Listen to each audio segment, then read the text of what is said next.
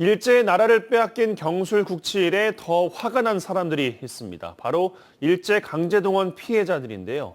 일제 전범 기업들을 상대로 낸 손해배상 소송에 대한 대법원 판결이 4년 넘게 판결이 나오지 않고 있는데 우리 정부가 대법원의 판결을 미뤄달라고 요청하고 있기 때문에 더 답답해하고 있습니다. 최종 판결을 기다리는 사이 피해 당사자 중 이미 절반 이상이 세상을 떠났습니다. 임지은 기자의 보도입니다. 올해 92살의 일제강제동원 피해자 김정주 할머니가 쇠약해진 몸을 이끌고 언론 앞에 섰습니다. 중학교를 보내주겠다는 말과 미쓰비시 공장으로 끌려갔던 언니를 만나게 해주겠다는 말에 속아 일본으로 넘어갔다가 후지코시 공장에 강제동원된 김할머니는 마음의 짐을 덜지 못하고 있습니다. 2013년 후지코시를 상대로 손배소송에 나섰지만 항소심 이후 대법원이 4년 넘게 최종 판결을 내리지 않고 있기 때문입니다. 자 살자고 정말로 몇십 년을 댕기고 했습니다만 아무 결과도 보지도 못하고 일본한테서 사죄도 못 받고. 대법원 판결이 늦어지는 데는 여러 이유가 있겠지만 우리 외교부의 요청도 영향을 미친 것으로 피해자들은 주장하고 있습니다.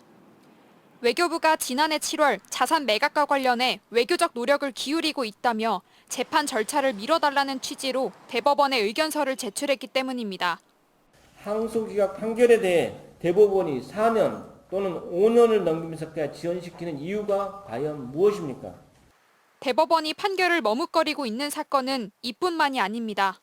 확정 판결 이후에도 피해자들에게 끝까지 배상금을 지급하지 않는 전범 기업들에게 우리나라 법원은 전범 기업의 상표권과 주식 등 자산을 현금화하라는 명령을 내렸습니다.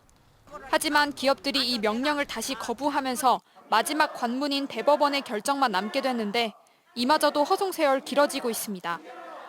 채무자가 고의로 법원의 배상 명령을 거부하고 있는 상태에서 불가피하게 강제 집행을 통해서라도 피해자의 채권을 확보하자는 것이 이 사건의 처음이자 끝이다.